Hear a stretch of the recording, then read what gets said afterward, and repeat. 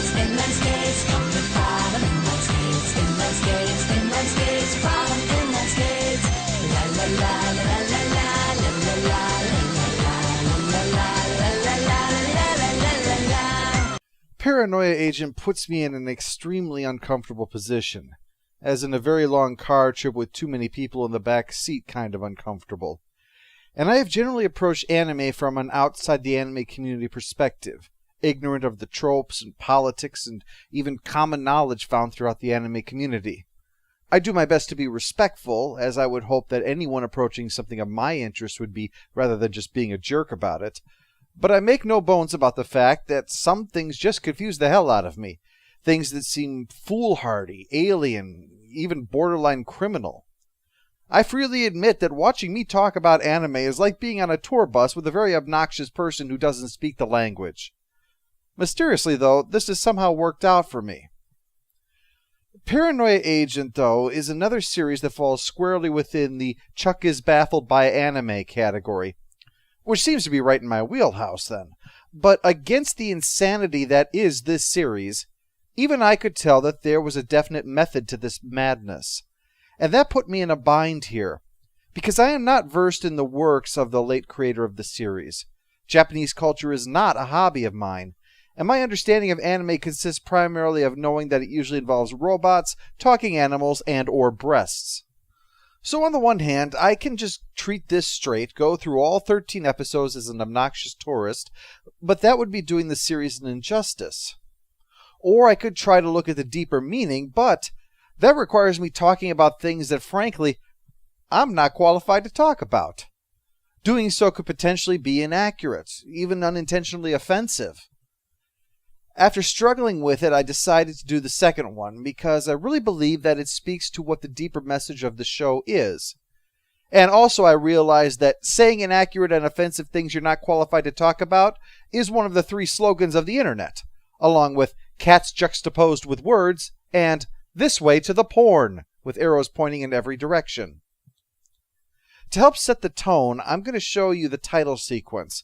There are 2 different translations out there for the lyrics, and obviously I don't speak Japanese, so I have no idea which one is the more accurate. I've gone with this one because I have seen it more often, and I think that before I put it up there, I should point out to you that you should note the characters and the situations that you see them in, along with the lyrics.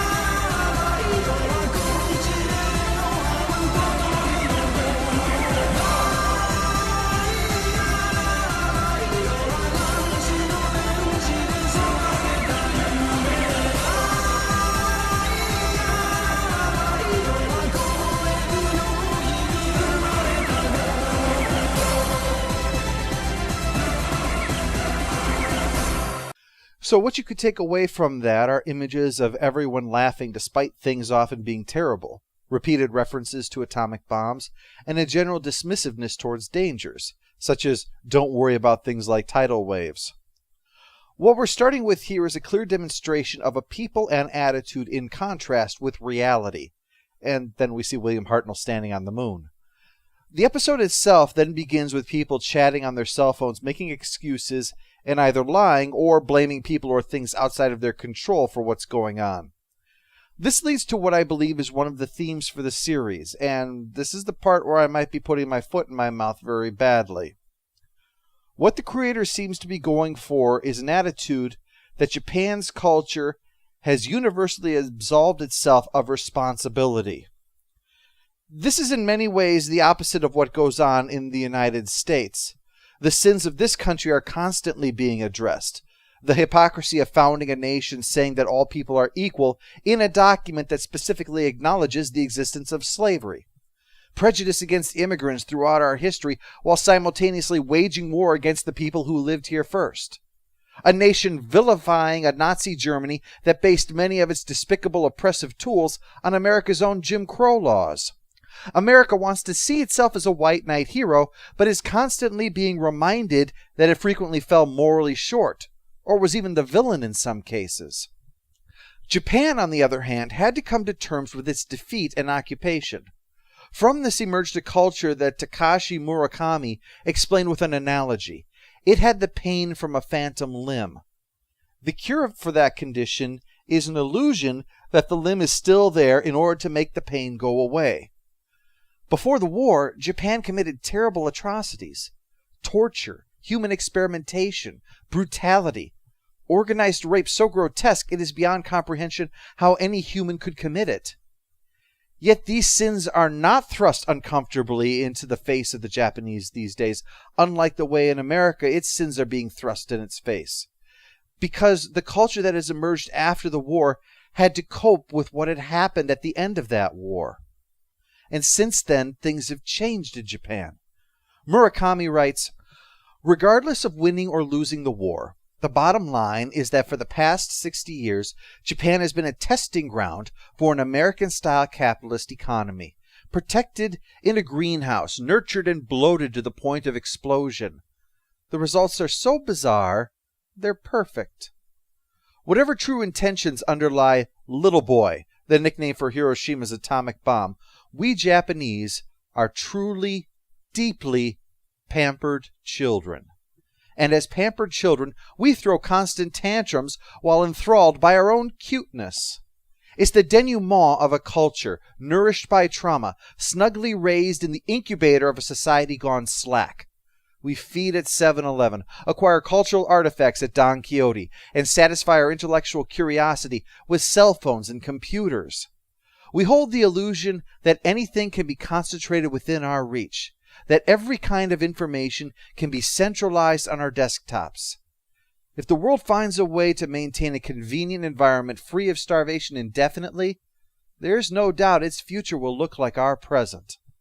Unconditional love for things that are kawaii and hitari, an otaku lifestyle, a guileless heart that mistakes its affection for misery, self-derision, and masochism for a conscience.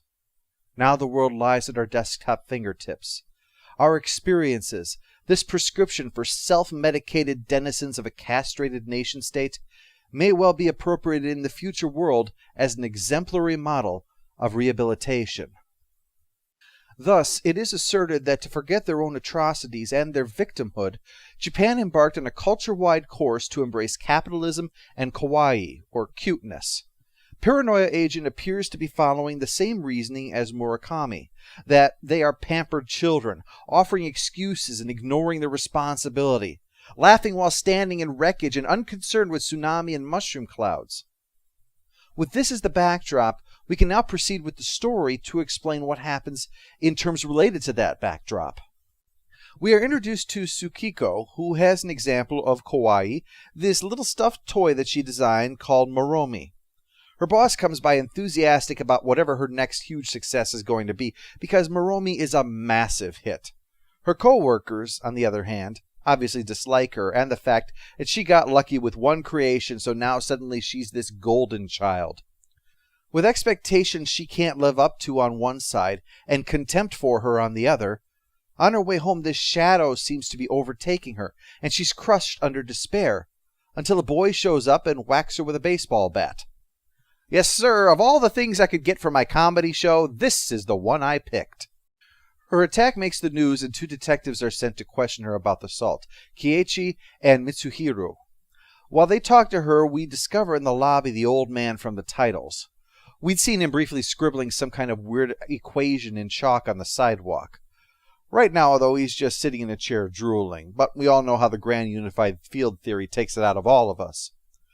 Akio here is a reporter who is forced to pay the hospitalization bills for this old guy, because Akio hit him with his car, see? So that kind of makes him liable and all that. His latest inability to pay could wind up destroying him financially. So he's anxious to write a story about Tsukiko's attack and is going to slime his way into her life in order to do it. Yeah, I know he's a sleazy journalist. I know you would never guess that by looking at him, but it's true. Speaking of truth, Keiichi isn't sure that he's getting it. He thinks that she might be lying about the attack. But the weird thing is that as they leave, we see the solution to the old man's equation was 510. The same as her room number in the hospital and her apartment number at home. After learning her background from a public terminal and leaving a couple of boys a picture of a naked girl to ogle, he tries to dig up some dirt from her place of business. What a guy. Meanwhile, investigation into the assailant referred to as Little Slugger is big news. His description is of a 6th grader on rollerblades with a baseball bat. And everyone who talks about him on the street is full of contempt. Kids complaining that if he wants to do shit like that, he should play video games. And adults that these kids today don't know fantasy from reality. The irony of the latter group being their inability to recognize this aspect of themselves. An otaku that appears on and off throughout the series sets the detectives onto the tiny bag lady that Tsukiko had seen while she was heading home that night. But inside her makeshift shelter, what do they find? Akio. As if the inside of a bag lady's hovel couldn't be any more disgusting. Are you trying to make money off homeless people now? I'm not that depraved yet. Emphasis on the yet part of that. At home, Tsukiko is reading all of the messages from her fans expressing their sympathy for what happened, only to transition to people accusing her of being a liar. And in such a way, it's difficult to determine whether she's imagining all of them or if people are really that cruel. I mean, it is the internet. People are that cruel. But, it's possible that maybe even the usual suspects wouldn't be this dickish to someone who was cruelly assaulted. Well, that's a long shot anyway, but I try to be optimistic. Part of what makes me think that she's imagining those messages is that her little stuffed friend Moromi gets up off the floor, crawls up on her lap, and assures her that everything is all right.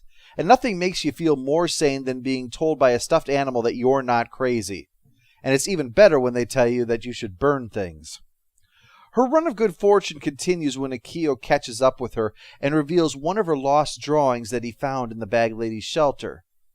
As if he isn't disgusting enough, while talking with her, he drops his spoon under the table and takes the opportunity while he's getting it to ogle her legs.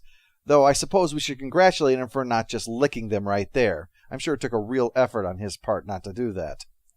Suffice to say, he spends the whole time being a skeevy jerk, and then he wonders if the attack even happens. He follows that up with some brazen stalking. I mean, to the point I wonder if stalking is even the right word to use. Stalkers aren't known for stopping to make small talk while they're at business. But he gets a strange form of karma here, because while he's doing that, what should happen? Little Slugger shows up and hits him on the head with his baseball bat. And that is very wrong. You should have gone for the groin. Episode 2 then primarily follows a completely different character, named Yuichi, but everybody calls him Ichi, which I guess means number 1 in Japanese. That's because Ichi always winds up on top. The best grades, incredible at sports, very popular at school, and he tops it off with appropriate public modesty. But the last point is completely for show. He is actually extremely full of himself. So he's a bit put off that people seem to be ignoring him now. And he finds out why at school. A letter accuses him of being Little Slugger. He is the right age, he's athletic, has a ball cap, and gold rollerblades. The description of Little Slugger eventually included that last little detail. So he appears to have been tried in the court of public opinion. But right now, he's just brushing all that off. He's already imagining what it'll be like when he wins the election to student council president, because it's unthinkable that he wouldn't. What we gradually see, though, is that when you win at everything, you don't learn how to cope with losing. So he's racked with jealousy over Yushiami, a transfer student. Now, if he was a girl, he would be in line to make a wish with Kyubei. From what I understand of Japanese culture, that's usually what happens to transfer students. But since he's a boy, He's decided to challenge Ichi in the election. Ichi resents the competition, and so blames Yoshiyama for the rumor. So while on the outside he's all gracious and positive, inside he's fuming at this upstart, for not realizing that the world revolves around him. So it looks like we found our second sympathetic character, haven't we? While he's busy fuming, we catch up with Tsukiko, who's been questioned by the detectives about the assault on Akio. She doesn't really have anything to offer, so Keiichi starts questioning the stuffed animal. Did you see anybody suspicious? I know you were there with her. Isn't that right, Moromi? Huh? Is he brain damaged? It's a fair question to ask under the circumstances. Actually, she was referring to Akio and the attack, hitting him in the head and all that, but it doesn't change its appropriateness for this conversation any. Why don't we check in on Ichi and see how he's handling things? Has he managed to win back our sympathy yet? Thanks for helping, Ushi. No problem. I was about to leave anyway. Hey, Ushi, do you want to come to my place today? Really? Are you sure? Why, that fat Ushi! He's stealing my position! How could he even do such a thing? He's just a slow, stupid, and obese country bumpkin who's as big as a cow! I think it's going to take a little more work. He complains about the situation to his private tutor, Harumi, but assures her that he plans to handle it himself because meddling by adults would only make it worse. Now, it's important right now to not let the other kids think that you ran off to adults for help. That could ruin your reputation. No, instead, he summons Yoshiyama in private and starts intimidating him. First-class verbal abuse and everything short of just punching the kid. Well, one thing Ichi seems to have forgotten is that camera phones are everywhere, and so it's easy for anyone who just happens to be passing by to see what happens, take some pictures, and email them to, say, everybody in the entire school. Right in the middle of class. And if that wasn't embarrassing enough, the only one to rise to Ichi's defense is Yoshiyama, who despite the bullying thinks it's just wrong to try to destroy Ichi's reputation for one slip-up. This pisses Ichi off even more. If there's one thing that's simply disgraceful, it's someone refusing to get down in the mud with you. Things are so getting out of hand that even the detectives come by just to ask Ichi about things related to Little Slugger, but made abundantly clear that he is not a suspect. In his fantasies, everyone arrives at his birthday bearing gifts and groveling with apology. But in reality, no one comes.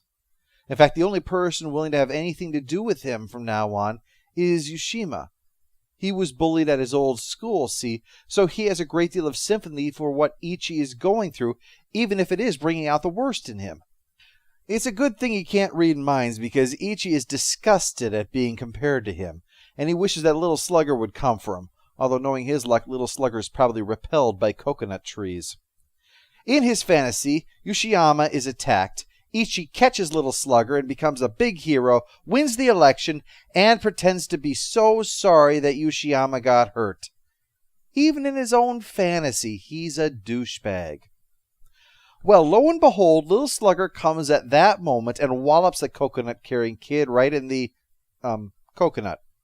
Ichi is delighted and runs to chase him down, but Little Slugger is too fast. In fact, he has time to stop and briefly tip his cap, looking exactly like Ichi. This is what it's like when your life is dicked with by a changeling. Tsukiko is shocked by this latest attack, but Moromi gets up and starts giving her the business. There's no way! It's ridiculous! You're also acting a little bit strange. The plush toy makes a good point. The detectives check in at the hospital but get no answers, although the old man got an interesting one. His latest equation solves for the number 1. A.K.A. Ichi. Speaking of the number 1 narcissistic prick, he realizes that since he didn't catch Little Slugger, everyone is going to assume that he attacked Yoshiyama. It also seems that someone must have put LSD in his juice box, because he walks outside all kinds of fucked up, convinced that everybody believes this lie. He realizes the only thing that is going to convince them is if he becomes a victim. And to his delight, Little Slugger glides up and whacks him with a baseball bat. And sometimes it really is nice to see people get what they want. Episode 3 picks up with that otaku that we had seen back in Episode 1, in the midst of boning a call girl. I'm sure we're all glad to have seen that. Not that overweight collectors of anime figures aren't deserving of love. It's just that I really don't want to be there for it. Oh, wow. I felt so good, everyone. Tonight you were the best, Vilda. That elastic attack you sent me in the third stage, it was great. And you. Okay. Well, so he imagines he gets help from his dolls during sex, and who am I to judge? Besides, for all I know, this works. I'm gonna have to make a note to pick up some G.I. Joes later. You never know when a kung fu grip might come in handy.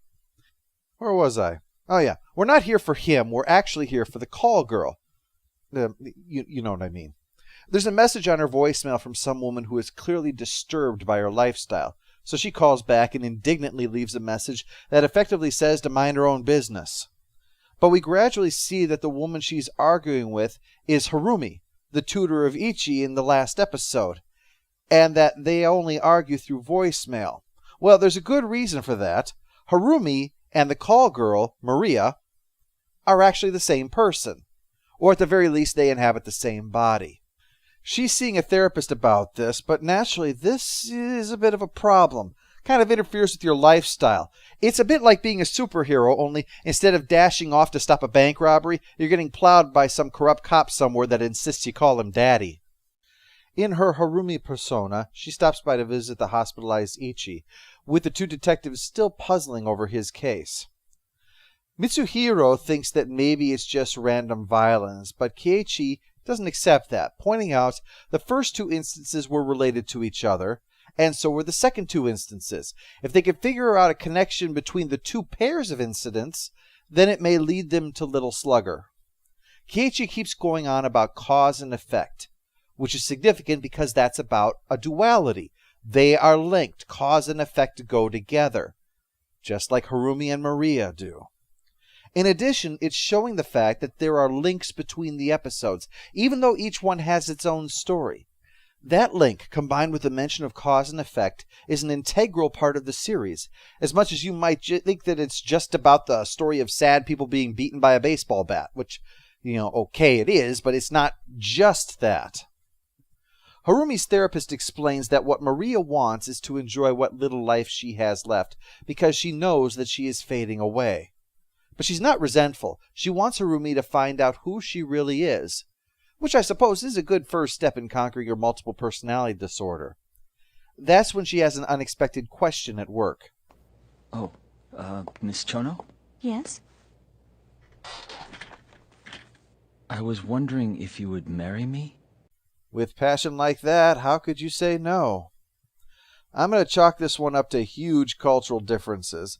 Maybe in Japan it's perfectly reasonable to propose marriage to a coworker in between making tea and filing, and to address the recipient using words and tone that implies that this is a court summons. Personally, I'm still having a hard time thinking that he's really typically human and not, say, an alien placed here to learn about humans before their conquest of us. Anyway, she says yes because Maria admits it to one of her clients, a corrupt cop named Hirokawa. Are you sure this is the last night? That's right, my dearest daddy. Yeah, you thought I was making that up, didn't you? If you were creeped out by the action figure guy, just wait until you learn more about this guy. I won't cast aspersions on you for what your tastes are, but there are some things that go too far even for me. Anyway, once she's done with Officer a little too friendly, Harumi packs up all of Maria's things. She's going to be saving herself for just one man now. The weather's very nice. To be honest, I usually stay in my office all the time. So I must admit that I feel kind of strange, just being out under the sun like this. I hope my Neptunian skin doesn't begin to peel, or it may hinder my ability to create spores on our wedding night. But alas, the romance is interrupted by a call for Maria. Seems that she was out last night. Hello? Can you hear me? Hey, Maria. Oh, if there's one thing I can't stand, it's a slut-shaming blackbird. Get the hell out of here. Despite herself, even though all this horrifies her, she goes out again that night as Maria. You would think that she'd be getting enough passion from her fiancé right now. I see. You won't have any ceremony and we'll just take pictures. Well, I don't want to have a formal ceremony, but it would be nice to have something to remember. I need to save money to construct the pod where Harumi will lay our eggs. But as much as Harumi seems to want this marriage, God only knows why, but she does, Maria seems to be getting stronger and stronger. As the date of the joyous filing of the paperwork finally approaches, she continues discussing this with her therapist. By the way, does your fiancé know about your condition? Do you think that I better tell him about it? That you may completely alter your appearance and clothing and go out and fuck other men? I think even your fiancé might have one or two objections about that. So she finally hauls all of Maria's stuff to the dump, but Maria just undoes it all and leaves a bitchy message. Things are spiraling out of control. The one good thing seems to be that Ichi is coming out of his coma. He's doing a lot better now because, thanks to the attack, people realize that he's not Little Slugger, so it's a huge weight that's been lifted from him. And he tells her that the attack by Little Slugger actually made his life better. In fact, he says it set him free. Which is exactly what both Maria and Harumi want. Maria makes that abundantly clear in a long string of messages, prompting Harumi to smash the machine. That's when she gets a call on her cell from Maria. Yeah, the calls are coming from inside the head now. Soon she goes full Smeagol, and as we all made clear, never go full Smeagol. No, let me go! Stop whining and move your ass! Stop it, please stop! Just shut up already! And as she's struggling, up rides Little Slugger and whacks her one, putting her in the hospital. But she eventually wakes up, and her fiancé is relieved, since he's already finished extruding the resin that will be needed for their honeymoon lair. But when the detectives leave, there's an important point. She looks kind of relieved, doesn't she? What? Tsukiko Saki, Kawazu, Yuichi Taira, Harumi Chono. To me, all of them look somewhat relieved after they were attacked. This is the first clue as to what's going on with Little Slugger. All three of the central characters of each episode had the pressure taken off by the attack, at least for the time being. Remember at the beginning about the escape from responsibility? Well, that's what this has allowed, a chance to escape from whatever outside force has been crushing them. They had no way to cope, and Little Slugger arrived and with one swing made the problem go away. But the adventures may be cut short because when Harumi is home from the hospital, the news reports that Little Slugger was arrested by Hirukawa, the cop that was using Maria's services. Tell us the details of how you arrested the suspect. Well, I was... You'll be late again if you don't hurry. Thank you, figment of my psychosis. You make everything better. Next month, we'll see how Little Slugger was caught, but also that there is more going on here than you might think.